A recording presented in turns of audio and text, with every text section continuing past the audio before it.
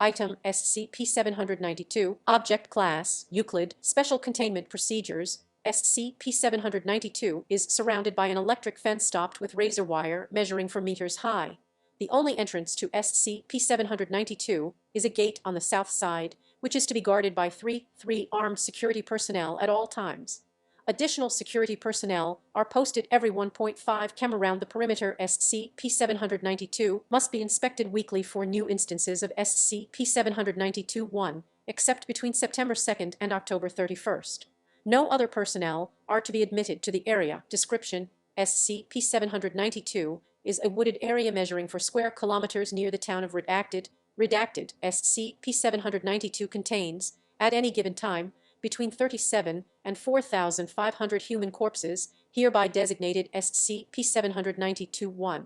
Instances of SCP-792-1 vary greatly in race, age, etc., with slight trends existing towards Caucasian and Hispanic descent and height and age. All specimens are nude. Instances emerge from the ground at apparently random intervals at a rate of roughly 10 per day in a process that takes between 9 and 14 days. SCP-792-1 specimens will emerge head first in a prone position.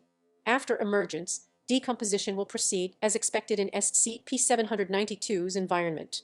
Fully emerged instances of SCP-792-1 show no unusual properties. If removed from the ground prior to complete formation, the portions of SCP-792-1 that were underground will be composed of a large mass of root-like structures.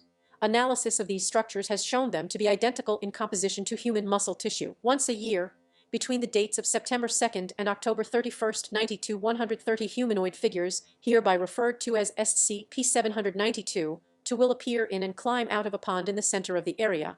Instances of SCP-792 are clothed in white level hazmat suits with tinted visors, which prevent the face from being visible. Instances are sapient and capable of communication in English.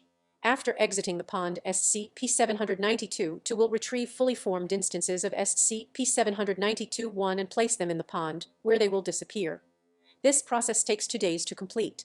An average of 13 of fully grown instances of SCP-792-1 are not taken through the pond. Instead, instances of SCP-792 will construct a large bonfire in the center of SCP-792 and burn them. The purpose of this is currently unknown. If questioned, instances of SCP-792 are generally cooperative, but will refuse to leave the area and show anxiety to begin working again. 𝓕𝓚. Interview 792-4. Interviewed SCP-792-2. Interviewer, Senior Researcher 𝓕𝓚. Forward, on 12-97, a single instance of SCP-792 emerged from SCP-792 and requested to speak with the person in charge of the containment of SCP-792. After some deliberation, Senior Researcher 𝓕𝓚 chose to conduct an interview. Begin log. Senior Researcher 𝓕𝓚. Why did you want to talk to me? SCP-792-2. Your research is disrupting our work. Senior Researcher 𝓕𝓚. And your work is SCP-792-2. Farming. Senior Researcher 𝓕𝓚. Yes, we understood that already. But what's the point? Why do you do it? SCP-792-2. It is our duty. Senior Researcher 𝓕𝓚. Can you elaborate? SCP-792-2. Those headed for 𝓕𝓭d require guides. We judge who is worthy and who is not. The worthy are taken to 𝓕𝓭d. Those who aren't we destroy. Senior Researcher 𝓕𝓚. And by conducting our research, we are preventing you from doing this. SCP-792-2. Yes. The crop cannot be disturbed. Senior Researcher 𝓕𝓚. What will happen if we continue our research? SCP-792-2. Death is not a right. It is a pause gift that we can deny. Senior Researcher 𝓕𝓚. Are you threatening us? SCP-792-2. No, you are threatening those who would otherwise be welcomed into 𝓕𝓭d.